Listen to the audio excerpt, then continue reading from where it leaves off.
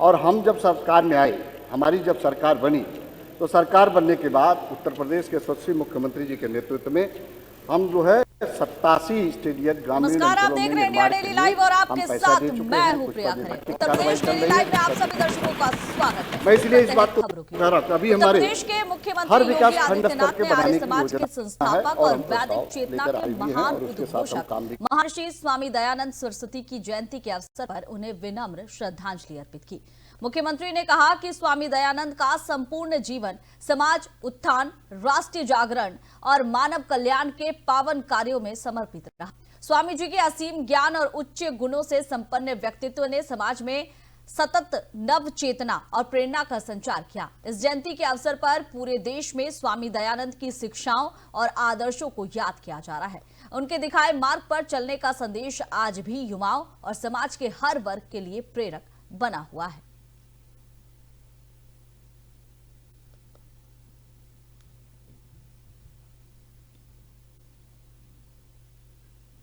संभल जिले के चंदौसी में एक 10 साल के छात्र के साथ यौन उत्पीड़न का गंभीर मामला सामने आया है।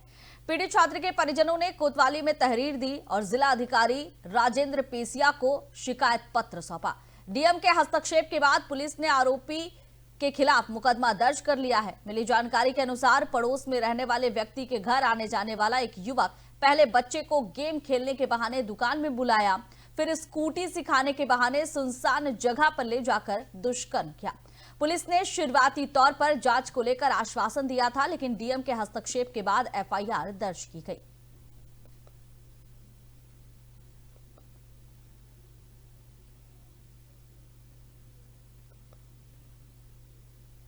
और जनपद हापुड़ में टीईटी अनिवार्यता और केंद्रीय शिक्षा राज्य मंत्री जयंत चौधरी के हालिया बयान के खिलाफ शिक्षकों का गुस्सा फूट पड़ा।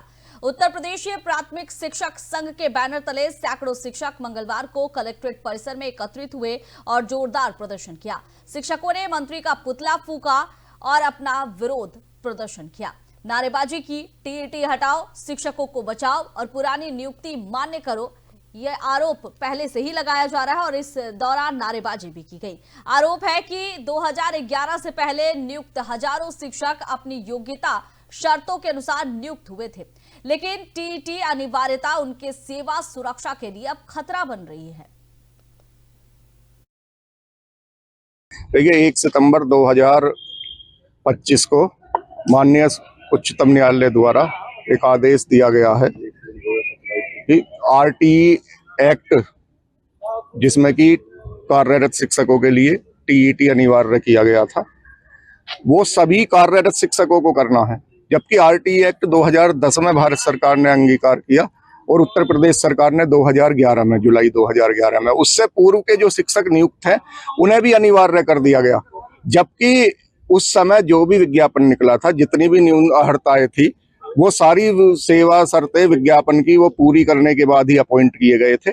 अब 20 या 25 साल बाद आप ये कहो कि आप दोबारा से परीक्षा देंगे, तो वो तर्क पूर्ण नहीं है। और इसके लिए संगठन आंदोलन की राह पकड़ी। संगठन ने, हम जनप्रतिनिधियों के पास भी गए, जिला स्तर पे भी हमने धरने प्रदर्शन किए और सांसदों के पास जब हम गए, हम माननीय जयंत चौधरी जी के पास भी गए, हमारे संगठन के प्रतिनिधि, उन्होंने हमारी बातों से सहमति जताई।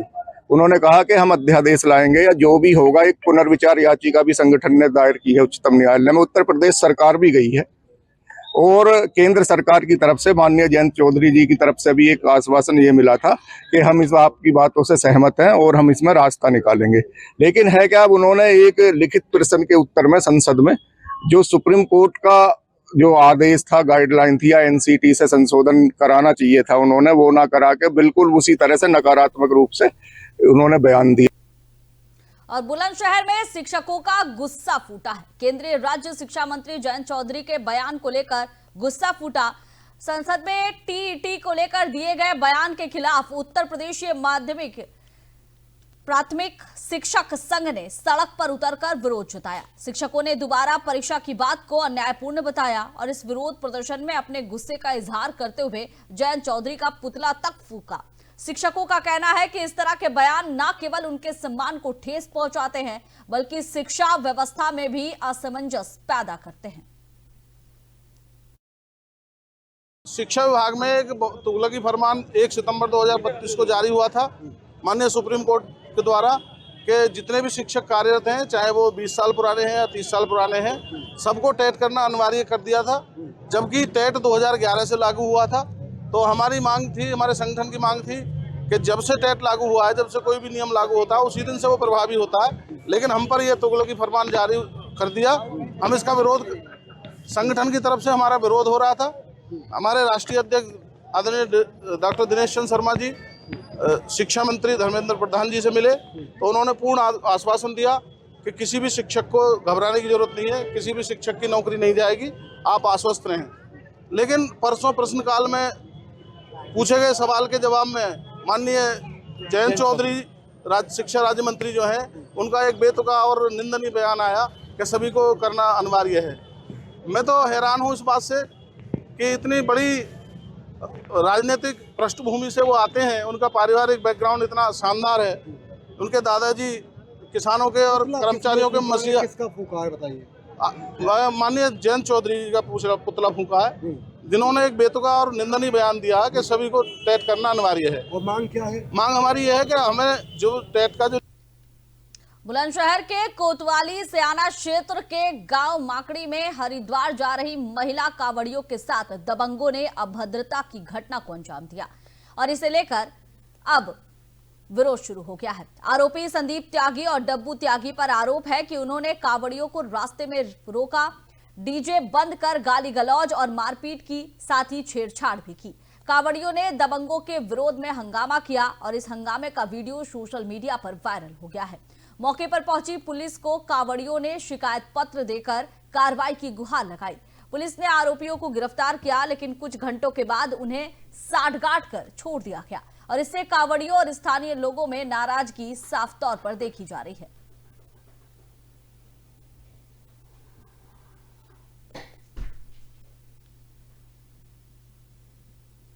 उत्तर प्रदेश विधानसभा में वित्त मंत्री सुरेश खन्ना ने राज्य का 10वां बजट पेश किया।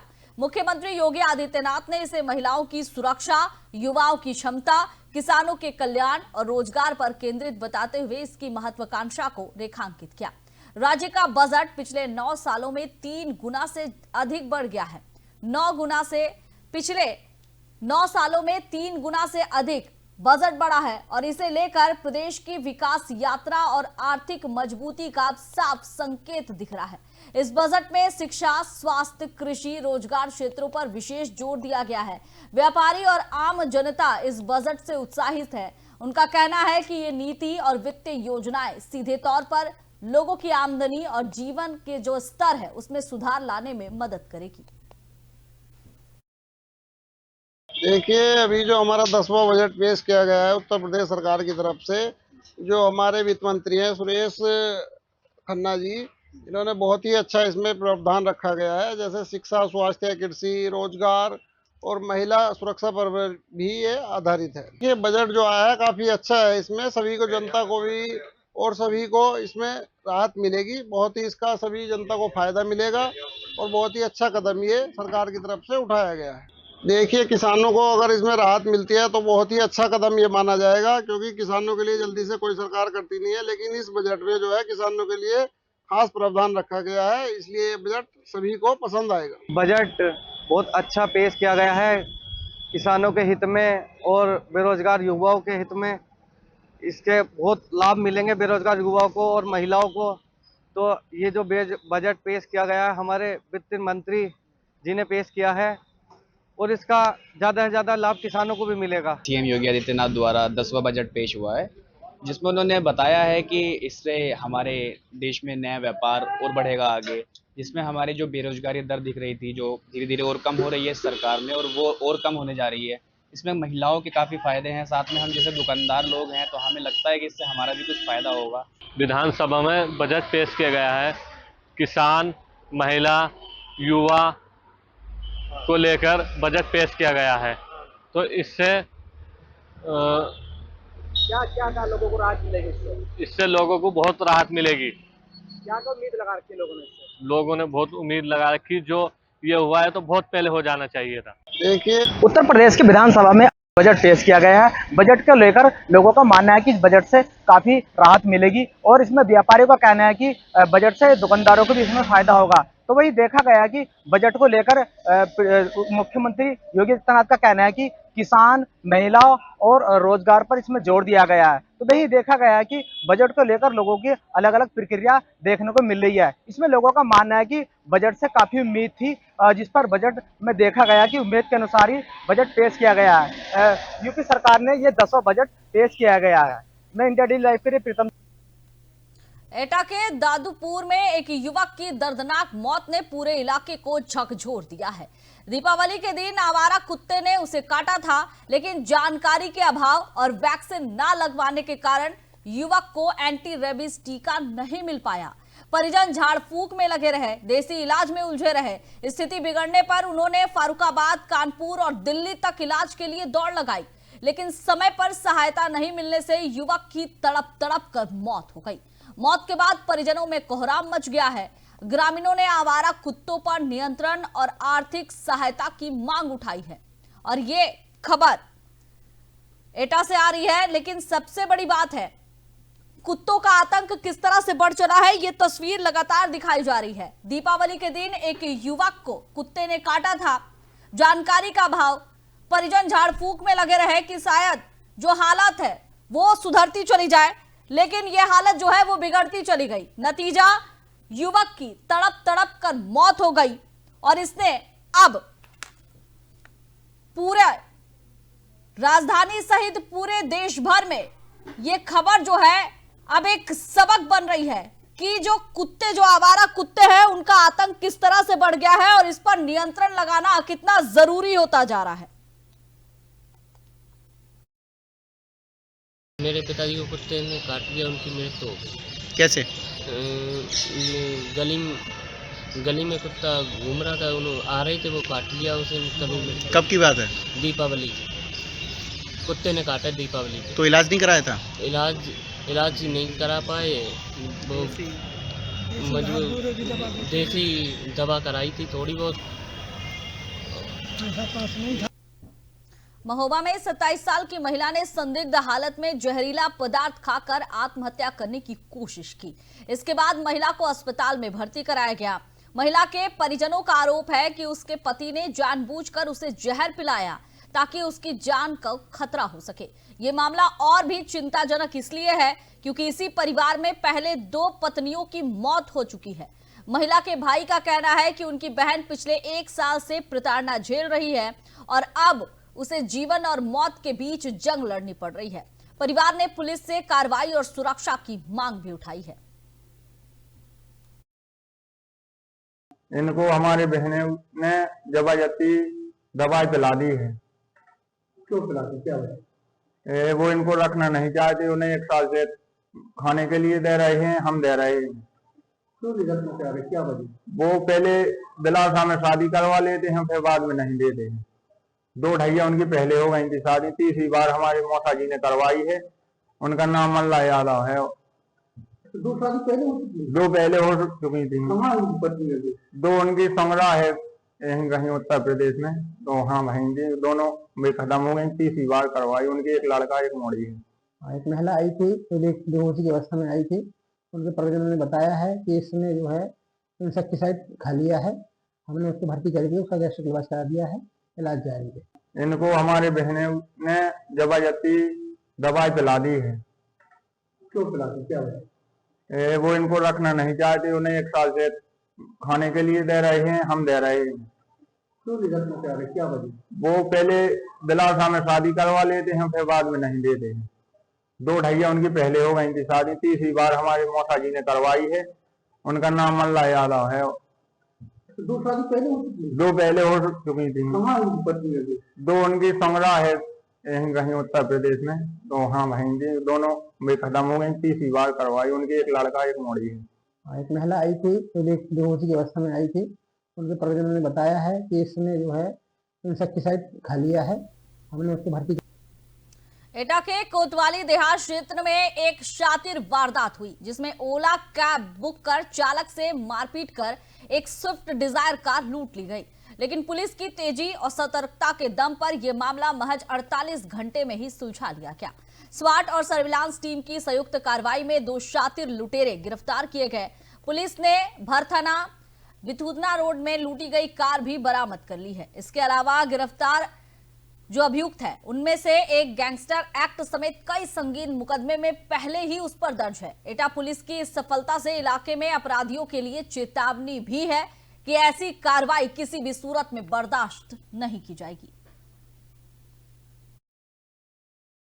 सर, एक स्विफ्ट कार की लूट का मामला हुआ है, क्या जानकारी, कैसे लूट हुई थी और ये लोग कैसे पकड़े गए हैं?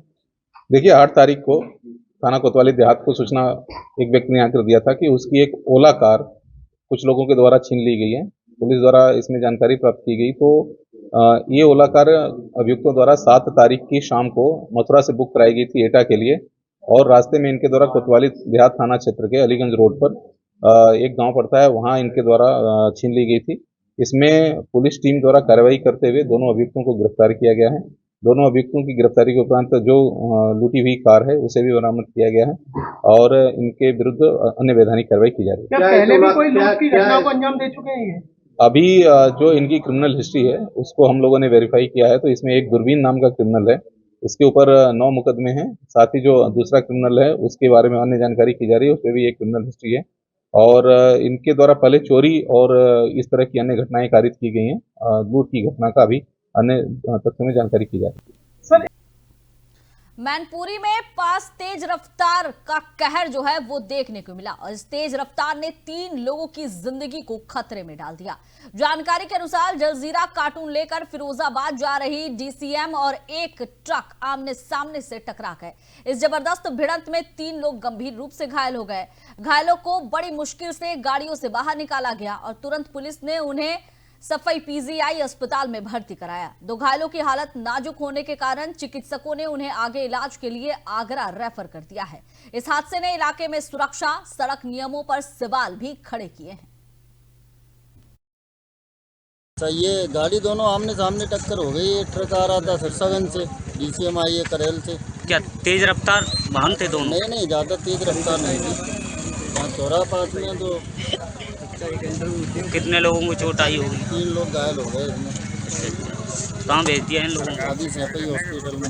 ये महोबा में समाजवादी पार्टी के कार्यकर्ताओं और व्यापार सभा ने नगर पालिका में ज्ञापन देकर जिले की स्थापना करने वाले तत्कालीन मुख्यमंत्री और पद्म विभूषण सम्मानित श्री मुलायम सिंह यादव की प्रतिमा शहर के प्रमुख चौराहों में लगाने की मांग उठाई है। ज्ञापन में कहा गया है कि 11 फरवरी 1995 को महोबा को जिला बनाकर उन्होंने इस क्षेत्र की पहचान और गौरव को स्थापित किया। इस वर्ष महोबा जिला 31 साल का हो रहा है। समाजवादी नेताओं का कहना है कि शहर में उनकी प्रतिमा लगाने से न केवल उनके योगदान को याद किया जा सकेगा बल्कि आने वाली पीढ़ियों के लिए भी ये प्रेरणा स्रोत बनेगा। इस मौके पर समाजवादी पार्टी के वरिष्ठ नेता, व्यापारिक संगठन के प्रतिनिधि भी मौजूद रहे। नगर पालिका से अनुरोध किया गया कि इस प्रस्ताव को सर्वसम्मति से पारित कर तुरंत प्रतिमा स्थापित की जाए।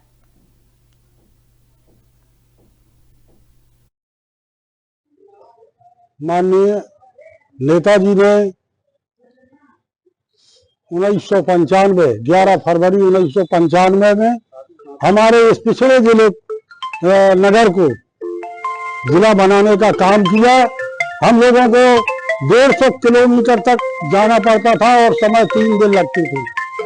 तो हम लोगों की मांग है कि माननीय नेताजी की मूर्ति किसी चौराहे पर लगाई जाए और हम बधाई माननीय अमरदन सिंह नाना जी को, पूर्व विधायक को देना चाहते हैं कि उन्होंने यहाँ की मांग उठाई और इनके कहने पर सिद्धेव नेताजी ने इसको जिला बनाने का काम किया। 11 फरवरी 1995 को उत्तर प्रदेश के पूर्व मुख्यमंत्री श्रद्धेय नेताजी ने महोबा जनपद का सृजन करवाया था। तो हम सब समाजवादी लोग आदर श्रद्धेय नेताजी की मूर्ति किसी भी चौराहे पर लगवाने की सरकार से अधिशासी अधिकारी नगर पालिका से मांग करते हैं कि नेताजी की मूर्ति लगवाई जाए। और हम धन्यवाद देते हैं महोबा के तत्कालीन विधायक श्री अमरदन सिंह जी को, जिनके अथक प्रयास से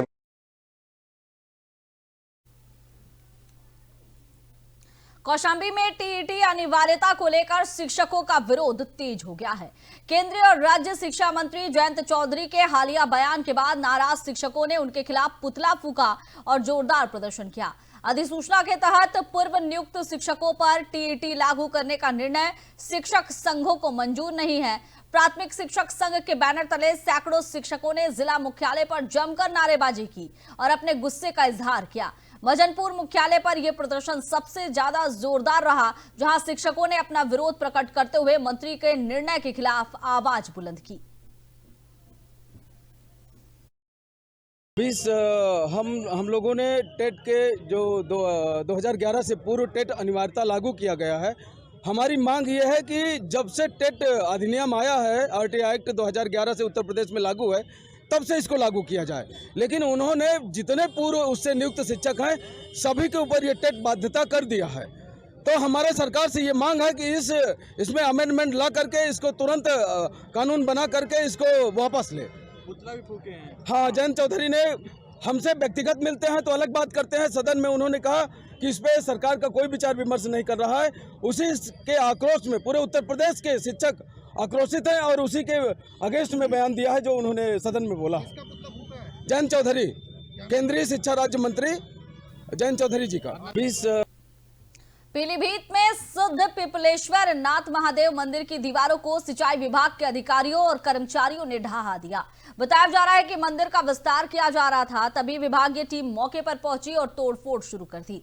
स्थानीय लोग विरोध करने पहुंचे तो अधिकारी कर्मचारी भाग खड़े हुए।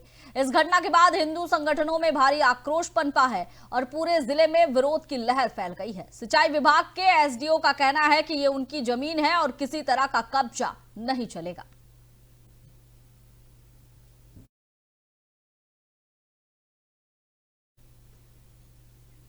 मुजफ्फरनगर जिले में पुलिस और कुख्यात बदमाश अमजद के बीच हुई इस मुठभेड़ में अंधाधुंध फायरिंग हुई। पुलिस ने अमजद को घायल हालत में गिरफ्तार किया, लेकिन इलाज के दौरान उसकी मौत हो गई। इस मुठभेड़ में एक सब इंस्पेक्टर संदीप और सिपाही अशफाक भी घायल हुए हैं, जिनका इलाज अस्पताल में जारी है।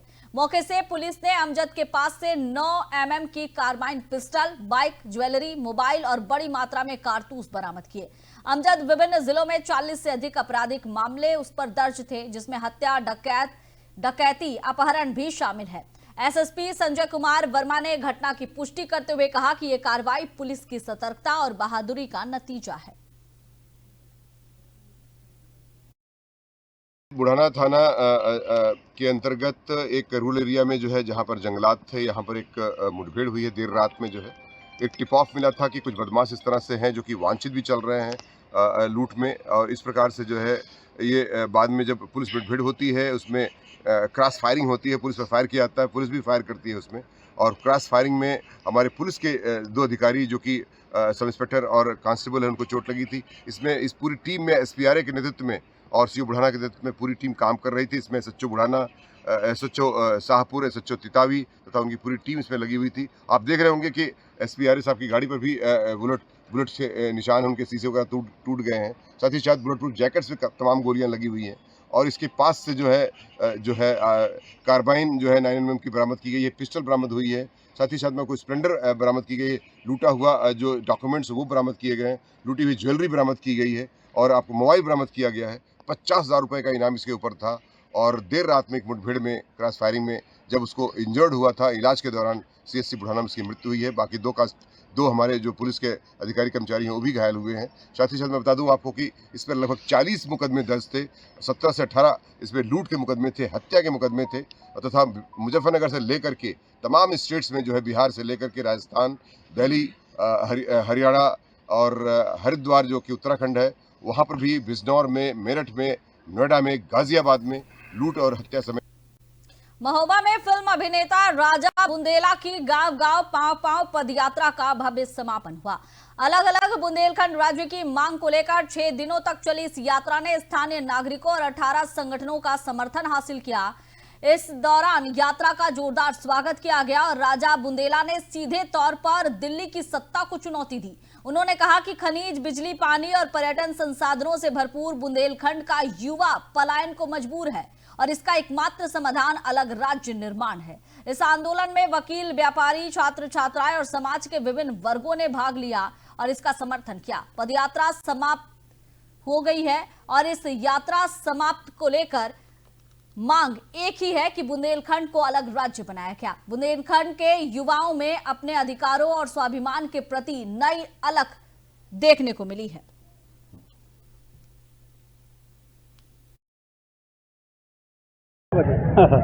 ये तो नहीं मैं बता सकता हूँ कि क्यों नहीं पूरा हो रहा है, लेकिन आपने जो पहला सवाल किया, हमने शहरों में काम करके देख लिया है। हमारे शहर जागरूक हो गए हैं। गांव का किसान मजदूर अभी तक नहीं हम उस तक पहुँच पाए। ये यात्रा का मकसद यही है कि गांव में जाकर चौपाल करके लोगों को बुंदेलखंड राज्य के बारे में बताएं कि अंग्रेजों के समय में बुंदेलखंड था, मुगलों के समय में था, अब बुंदेलखंड नहीं है। हम उनसे यही पूछते हैं अभी तुम्हें कहाँ है, तो वो कहते हैं उत्तर प्रदेश। हमने कहा तो फिर तुम बुंदेलखंड गया कहाँ? इस बात का हम उनको एहसास दिला रहे हैं और ये होना भी ज़रूरी था। गांधी जी ने भी देश की आज़ादी के लिए पूरे के पूरे हिंदुस्तान को घूमा था। जितनी भी पैदल यात्राएं हुई वो जन जागरण के लिए हुई हैं। सोशल मीडिया अपनी जगह है, लेकिन जनता से रूबरू होकर उनसे बात करना, उनको जगाना बिल्कुल अलग बात है। हम यही यात्रा ये चौथा चरण है। 25 फरवरी से हम बांदा में कर रहे हैं, चित्रकूट, उसके बाद दिल्ली में हमारा प्रदर्शन है, फिर हम मध्य प्रदेश जाएंगे। फिलहाल इस बुलेटिन में बस इतना ही। आप देखते रहिए इंडिया डेली लाइव। नमस्कार।